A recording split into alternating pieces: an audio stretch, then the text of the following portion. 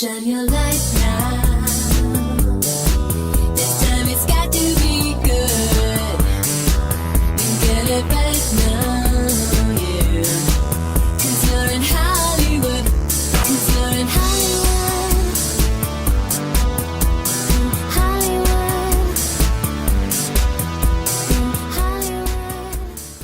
What's going on, guys? On the season premiere of Fan Film Friday for Season 5, I'm checking out Friday the 13th Vengeance Part 2, Bloodlines, by Real Fiction Studios. This is a sequel to Friday the 13th Vengeance by Brown Space Films. Why it's done by a different company, I'm not sure. But if you're not familiar, Real Fiction Studios is a company who does a lot of awesome fan films and other cool videos. So head on over to their YouTube channel and check them out. And while you're there, don't forget to like and subscribe. Now, on to the film. This one starts off with Jason's father Elias by a campfire, following the events of the previous movie. Jason suddenly walks up and tries to kill him, but Elias tells him to stop. After that, we get a flashback of Elias teaching Jason how to kill. He hands him a machete and the Necronomicon, saying that one is the key and the other is the door, and that killing the counselors will bring his mother Pamela back from the dead. Meanwhile, Angelica Jarvis, the daughter of Tommy Jarvis, is at home when her friend Courtney tries to pressure her to go out. As she goes to check on her sister Ashley, she's gone.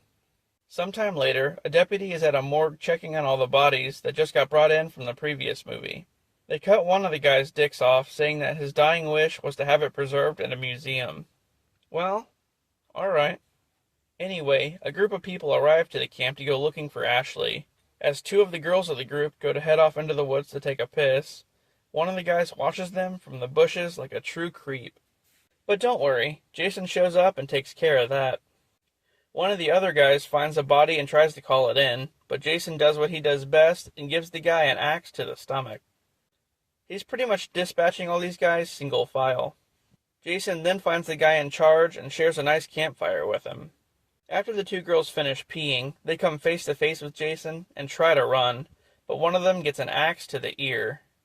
Ouch.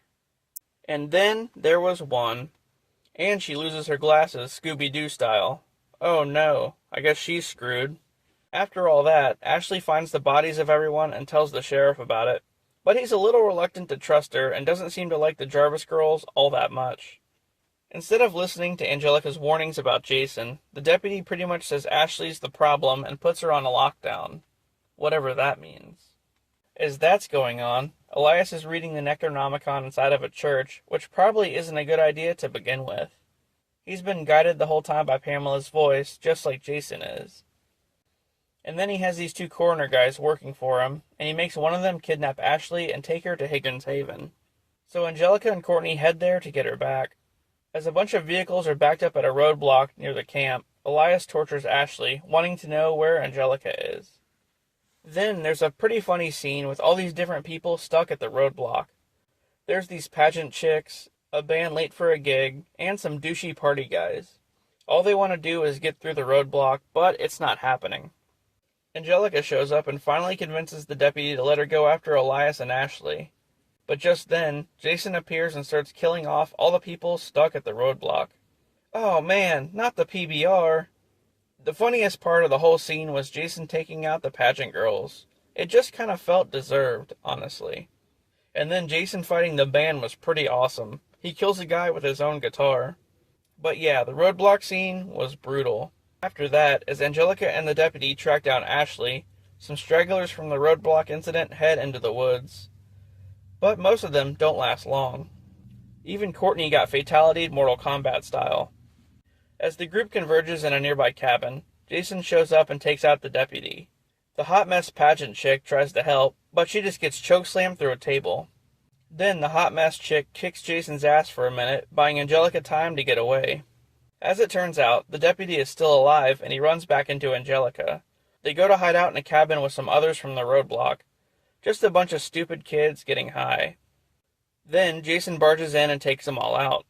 Angelica and the deputy finally find Ashley and they try to free her, realizing that she's now part of some ritual to bring Pamela back to life. But out of nowhere, Jason and Elias arrive and a huge brawl ensues.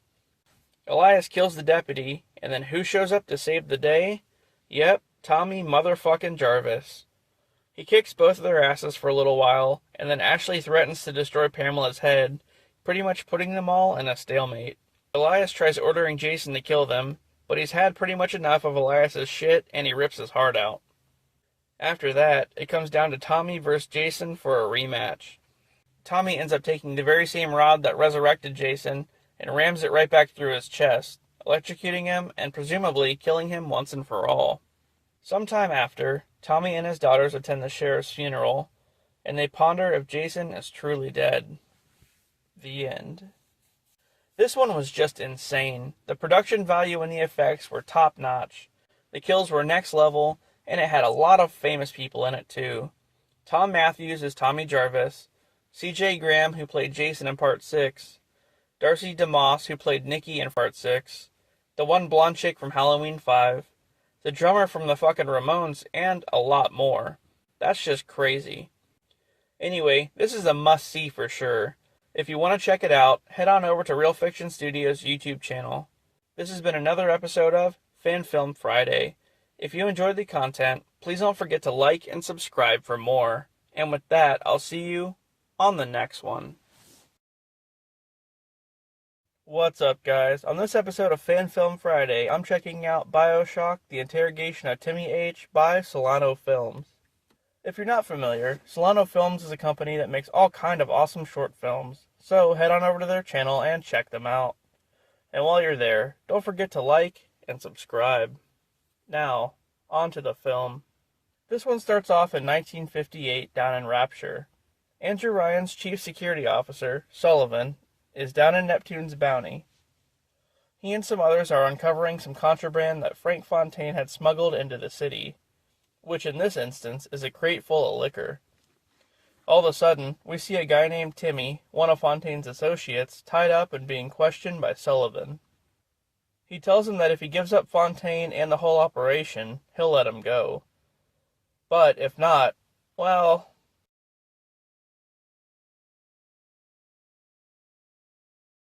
Afterward, Timmy doesn't talk. So Sullivan pulls out a Bible, another contraband item, and asks where he got it from. When Timmy still doesn't answer, he gets another dose of electricity, stronger this time. Man, this guy is really loyal to Fontaine. I would have told him everything by now. After shocking him a couple more times, Timmy's not looking too good, but he hasn't said a word. Then, Timmy taunts Sullivan by praising Fontaine over Ryan. After that, Timmy passes out, and Sullivan tells another guy to get rid of him and all the contraband. But all of a sudden, Fontaine and his men show up and gun all the officers down. Fontaine says Timmy knows too much, and they're not just smuggling Bibles and booze. Timmy pleads with Fontaine that Peach Wilkins, who's Fontaine's business partner, only told him about those items in particular. But Fontaine's not buying it. He tells Timmy that he's not needed anymore, and he goes to shoot him. But he ultimately decides to electrocute him instead, with the dial cranked all the way up, which is pretty savage. The end. Wow, this one was pretty awesome. The production value was amazing, and the acting was too. Fontaine was pretty intense, right out of the game. Sullivan and Timmy were great in this too. I wish this film was a little bit longer though, so maybe soon they'll make another one. If you want to see this one for yourself, head on over to Solano Films' YouTube channel. This has been another episode of Fan Film Friday. If you enjoyed the content, please don't forget to like and subscribe for more. And with that, I'll see you all on the next one. What's going on, guys? On this episode of Fan Film Friday, I'm checking out The Oath by KAOTICA Studios. If you're not familiar, they make all kind of awesome short films, so head on over to their YouTube channel and check them out. And while you're there, don't forget to like and subscribe. And now, on to the film. This one is a prequel to the Tim Burton 1989 Batman film. It opens up with two Gotham City police officers investigating a crime scene with a dead John Doe, who they identify as Johnny Gobbs, a mugger that was mentioned in the 1989 Batman film. They talk briefly about the sergeant, Frank, who didn't end up getting the promotion to lieutenant like he'd hoped to. His wife is sick and they really needed the money for her treatment. The other officer mentioned Lieutenant Eckhart and how he's a dirty cop, only promoting other dirty cops within the precinct. The other cop suggests that the Batman was involved somehow with gobs, and the sergeant just scoffs at the idea. Just then, the sergeant gets pulled away to another call involving one of crime boss Carl Grissom's guys, leaving the other cop behind at the crime scene. As Batman watches from the rooftops, the sergeant goes to meet with Grissom's guy, James Atlas. As it turns out, the sergeant gets offered a large sum of money in exchange for keeping the police out of Grissom's business. As their meeting ends, Batman drops in and kicks Atlas's ass. He trips up Frank with a batarang, and then takes the money back that Atlas gave him. Frank tries to tell Batman that he didn't have a choice, but Batman tells him there's always a choice, and then he disappears in a cloud of smoke. 3 days later, the Sarge is going over a bunch of overdue hospital bills, but among the bills is a check from Bruce Wayne that will more than cover the hospital costs. All of a sudden, he gets a phone call about a task force that James Gordon and Harvey Dent are putting together, and they want the Sarge to be on it. As he stands by the window, he ponders his decision. The end.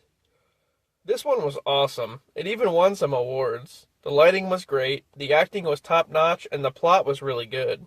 A good lead into the 1989 Batman film for sure. Oh, and Batman, of course, was badass. If you want to see this one for yourself, head on over to KAOTICA Studios' YouTube channel. That does it for this episode of Fan Film Friday. If you enjoyed the content, please don't forget to like and subscribe for more. Thanks for watching, guys, and I'll see you on the next one. What's up, guys? On this episode of Fan Film Friday, I'm taking a look at Resident Evil Falling Stars by M&G Video. If you're not familiar, they have a lot of awesome short films on their channel, so head on over and check them out. And while you're there, don't forget to like and subscribe. And now, on to the film. This one takes place directly after the mansion incident from the first game. One of the Umbrella scientists that helped to create the T-Virus, Dr. Richard Brown, has taken refuge in an unknown location in Europe to work on a new strain of the T-Virus. Chris and Jill lead a new team to track down the doctor. The film starts off at Brown's mansion. His assistant goes down to a cellar where one of Brown's experiments, a guy named Adam, is being held. As she injects the new virus into Adam, an Umbrella Ops team arrives to the mansion, who are also looking for Brown. The team kicks the door in and holds the doctor captive, asking where the new virus is located. As that's going on, one of the soldiers extracts the virus data from a laptop. Brown tries to draw a weapon, but they take him out. Afterward, the assistant finds him and decides to inject the new virus into him. But just then, the STARS team shows up to investigate. One of the team, Ventura, finds the assistant crying in the corner, but all of a sudden, she disappears and starts laughing maniacally. As that's happening, another one of the team, Hernandez, gets attacked by a zombie. The assistant finally appears, now a zombie herself, and Ventura takes her down. Chris and Jill are busy exploring another part of the mansion, where they find a couple of zombies and take them out as well. When they get upstairs, they find Hernandez, who's now turned, and are forced to take him out. But, as soon as they go to leave, someone uses a trap to separate the two of them. Pretty much just like in the game. Just then, we see that Wesker has been watching the whole thing.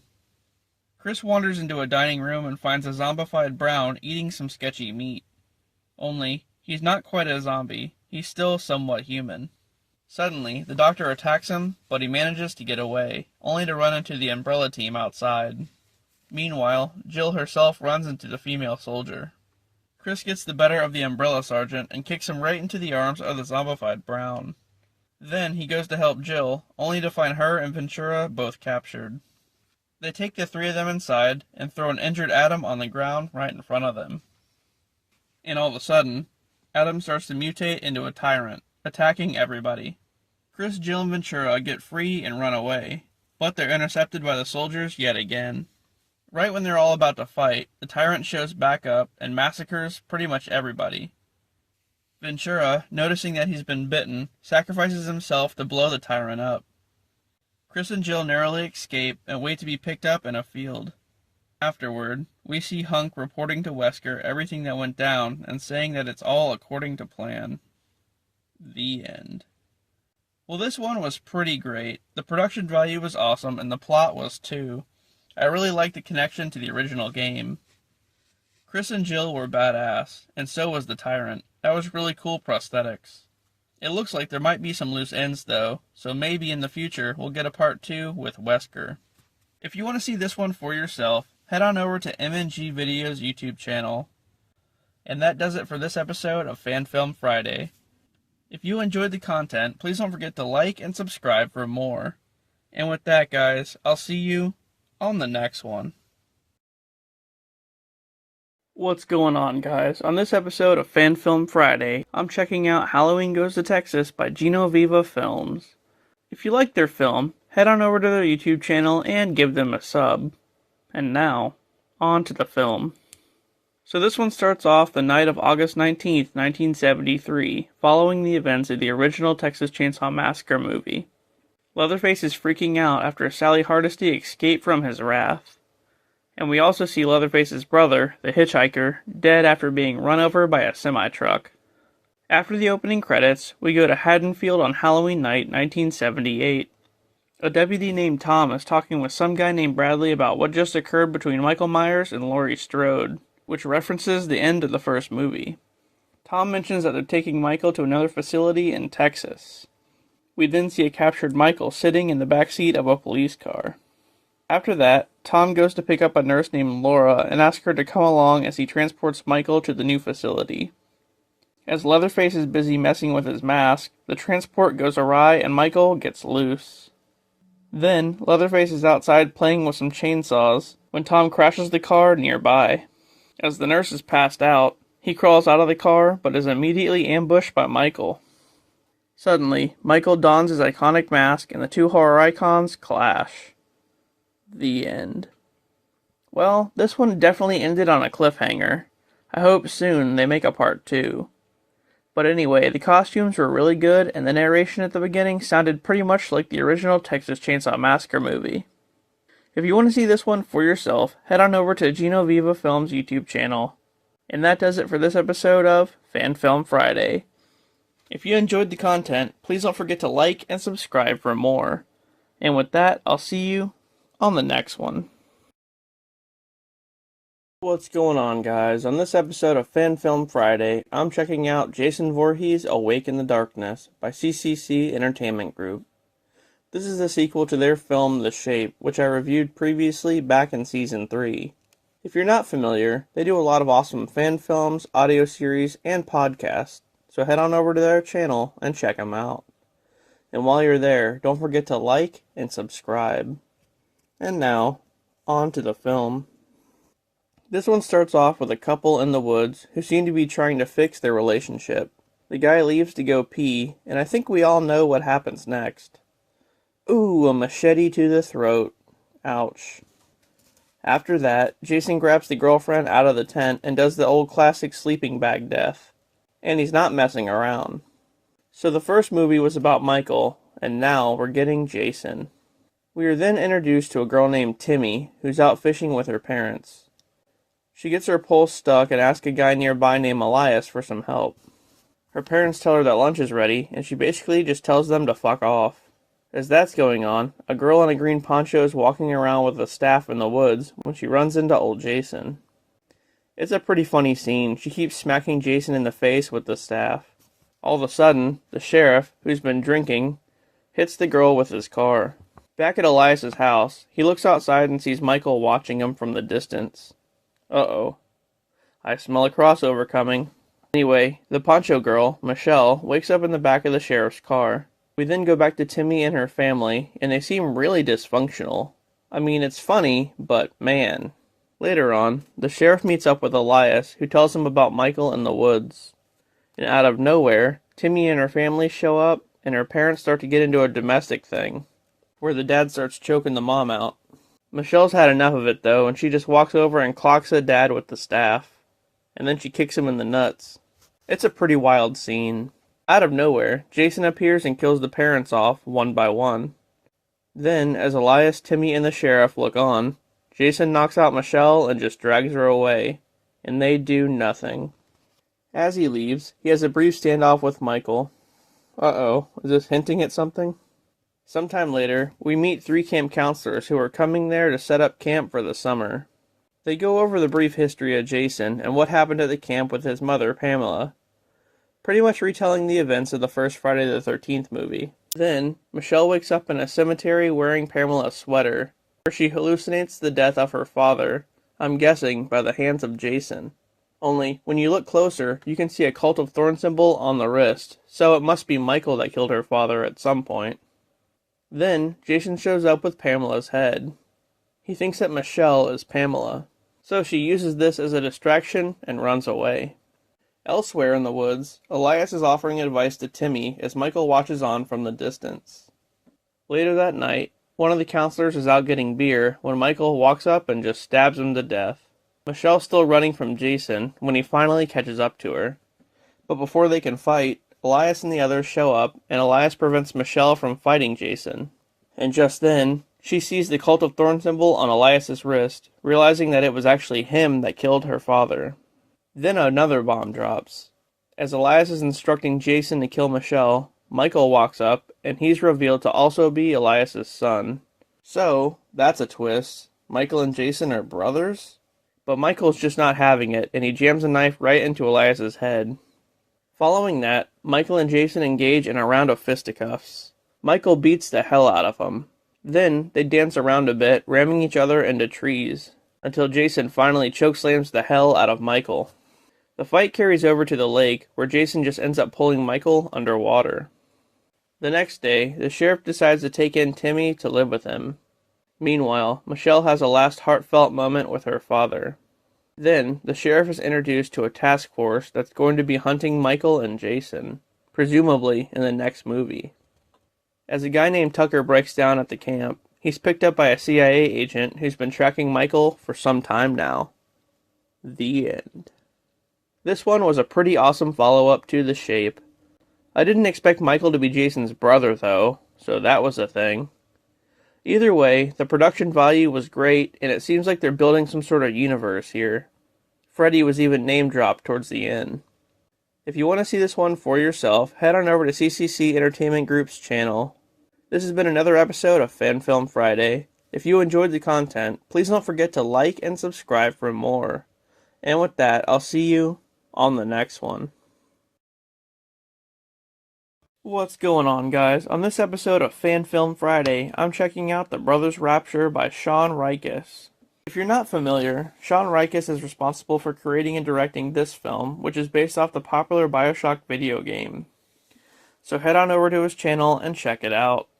And while you're there, don't forget to like and subscribe. Now, on to the film. This one opens up in a workshop that's littered with a bunch of debris as an audio diary plays in the background. The audio diary is of two brothers, Charles and Arthur. Just then, Charles appears holding the audio diary and starts gazing out the window into the underwater city of Rapture. As the diary plays, it appears as though Arthur is excited about the limitless possibilities the city has to offer, while Charles, on the other hand, is more focused on his work. He starts getting annoyed that his brother is too distracted to help him. After the title, we jump to 4 years earlier, when the workshop was brand new.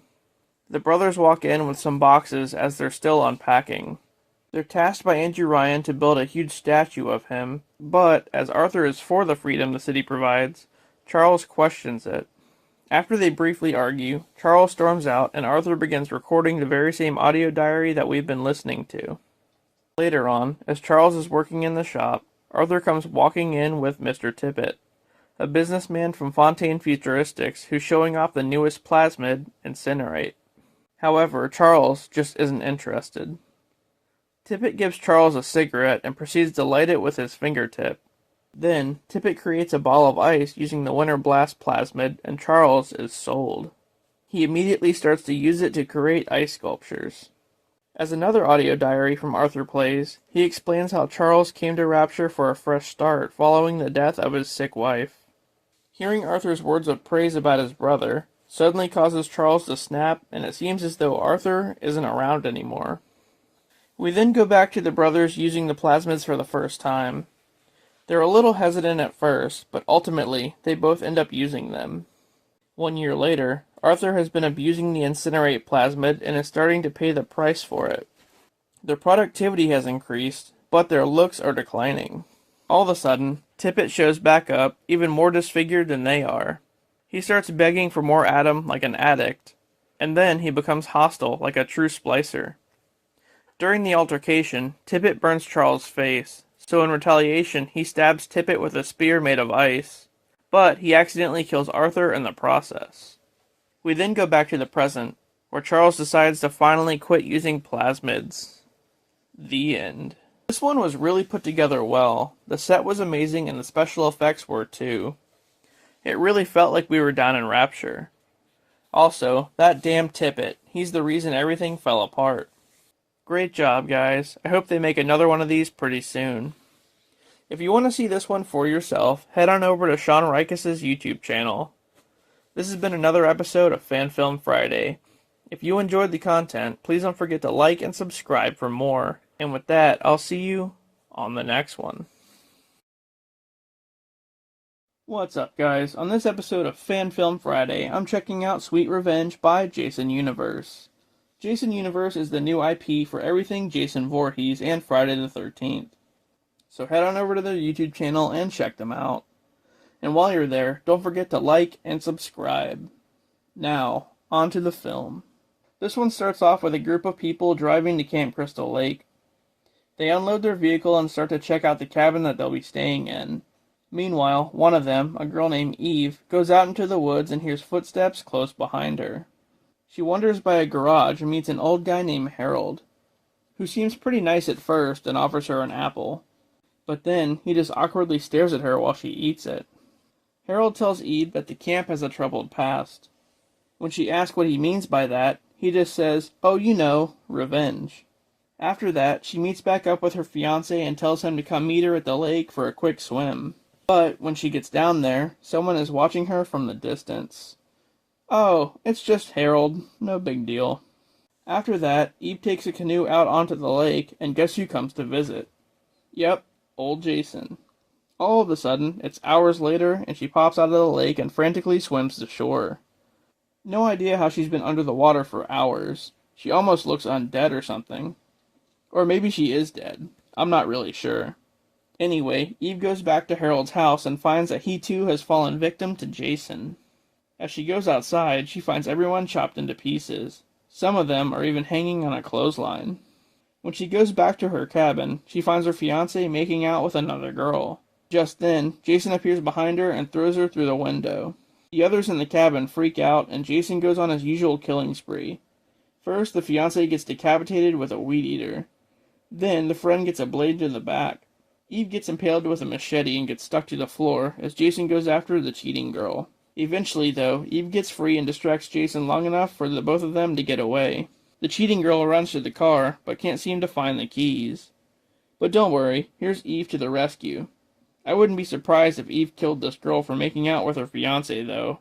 So, they finally manage to evade Jason and drive away from the camp in awkward silence. But, as the girl goes to apologize to Eve, she pulls a knife out and slams it into her chest, causing them to crash into a tree.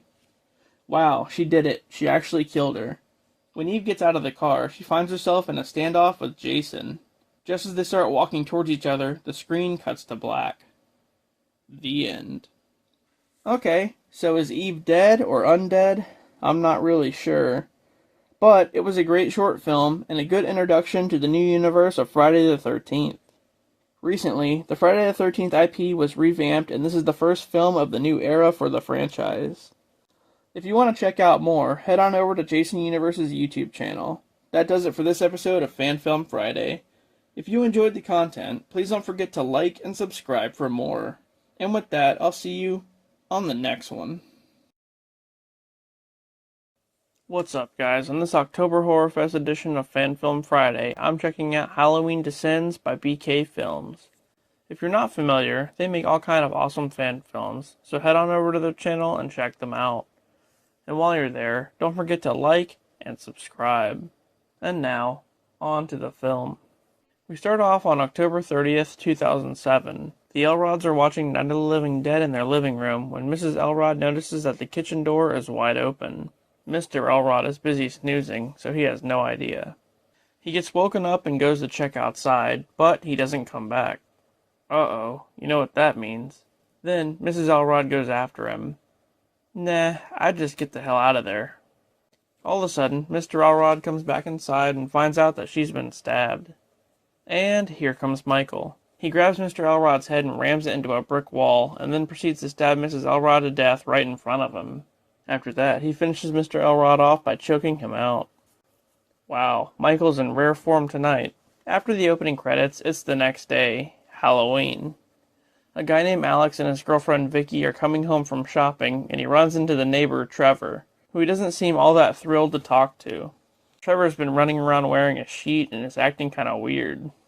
Alex tells him that they're going to a party later that night, but I think he might just be saying that to get away from him. After dark, kids in the neighborhood start trick-or-treating, and Michael watches from across the street. Meanwhile, a random girl's at home when Michael shows up outside. Surprise, motherfucker! Yep, I don't think she's getting back up. As that's going on, Vicky's in the kitchen when the power suddenly goes out. Alex goes to investigate, but he doesn't find anybody else around. After he fixes the power, they decide to make popcorn and watch a movie, but Michael's not having that shit. He attacks Vicky, and when Alex goes to save her, he gets the same fate as the one guy in Halloween Kills did, a bunch of knives in the back. Vicky runs for it and finds Trevor, who's already met Michael at one point in the night. Then, things get pretty intense. Vicky bangs on a random door, and the guy answers just in time. As he's asking Vicky if she's okay, Michael comes bursting in, and the guy shoots him a few times. But it does no good, and the guy gets killed. Then, Vicky finishes him off with some more shots. I'm just kidding. No, she didn't. Vicky runs off and hides underneath a bed as Michael searches around for her. And just then, he finds her. The end. Well, the production value on this one was really good, and I liked the plot. I definitely felt the Halloween vibes. It was almost like a mix of the original film and the newer trilogy. Anyway, great job, Brendan. I can't wait to see the sequel. If you want to see this one for yourself, head on over to BK Films' YouTube channel. And that does it for this episode of Fan Film Friday. If you enjoyed the content, please don't forget to like and subscribe for more. And with that, I'll see you on the next one. What's going on, guys? On this episode of Fan Film Friday, I'm checking out The Spider by Locust Garden. If you're not familiar, they make all kinds of awesome fan films, so head on over and check them out. And while you're there, don't forget to like and subscribe. Now, on to the film. This one opens up with Peter Parker on a class trip where he gets bitten by a mysterious spider. And he's played by Coral himself, Chandler Riggs. Coral! Anyway, later that night, the bite on his hand starts to fester and he starts to feel a bit off. A cop stops to talk to him, and Peter ends up pulling the guy's hand apart with spider strength. Like he literally rips his skin off. He then rushes home and is trying to piece together what just happened, but his Aunt May keeps banging on the door, worrying about him. Yeah, get the hell out of here, man, I'm freaking out. After that, he starts sticking to everything and figures out that he can climb walls. So Peter goes running across rooftops in the middle of the night. When he gets home, the bite starts to get worse, and then his teeth start falling out. Clearly, this is going in a different direction, more like the Jeff Goldblum Fly movie. The next day in class, Peter is passed out and Gwen Stacy has to wake him up. But he's in extreme pain. So the paramedics pick him up and take him to the hospital. But, on the way there, he starts transforming and probably kills them all. Then, back at home, Peter's Uncle Ben is watching TV when he hears a noise and goes to check it out. But I could already tell you, this is not going to end well. Sometime later, Aunt May gets home and walks into a shocking discovery. Peter has now become a giant man spider and is eating Uncle Ben. The end. Wow, this one was wild. I remember seeing the trailer for this one a while back and thought Chandler Riggs was just playing a normal Spider-Man. Boy, was I wrong. I had no idea this is what we were getting. Kudos to the crew for this one. The special effects were awesome, and the actors did great. I hope they make a sequel, or at least another film just like this. Anyway, if you want to see this one for yourself, head on over to Locust Garden's YouTube channel. That does it for this episode of Fan Film Friday. If you enjoyed the content, please don't forget to like and subscribe for more. And with that, I'll see you on the next one. What's up, guys? On this final episode of Fan Film Friday for Season 5, I'm checking out Biohazard Nemesis by Besat Films. They make a lot of awesome fan films and other content, so go check them out. And while you're there, don't forget to like and subscribe. And now, on to the film. This one starts off with a voiceover explaining the events of the first game in the Spencer Mansion, where the STARS team encountered the zombies and other Umbrella-made creatures. Then, they go on to say how the virus that caused it all spread into Raccoon City, and we get a brief callback to the opening of Resident Evil 3, explaining how Umbrella sent a new creature named Nemesis after the remaining STARS members left in town. Following that, we meet Jill Valentine, the STARS member who stayed behind in Raccoon City during the outbreak. She's running from various zombies down a dark, desolate street. Just then, the Nemesis comes online and begins to track her down. As she continues on, Jill encounters a zombie and shoots it, but this one suddenly starts to mutate into something else. She heads into a warehouse where the mutated zombie emerges, now transformed into a licker. But before she can shoot it, she backs right up into Nemesis. As he chokes her out of nowhere, the licker jumps on him and attacks him. But Nemesis throws the licker off and attempts to shoot it with his Gatling gun. However, he misses and the licker crawls away. Uh-oh, never mind. He kills it. Anyway, Jill moves on to another area where she's about to shoot a zombie behind a sheet of plastic. When all of a sudden, Nemesis storms in, and guess what? He smashes her head. Yep, that's what I said. He kills Jill. In a post-credits scene, zombies show up and start to eat Jill's corpse. The end.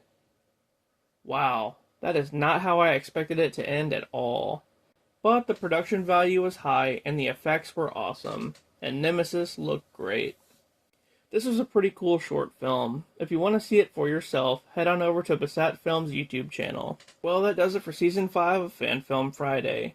If you enjoyed the content, please don't forget to like and subscribe for more. And with that, thanks for watching, and I'll see you on the next one.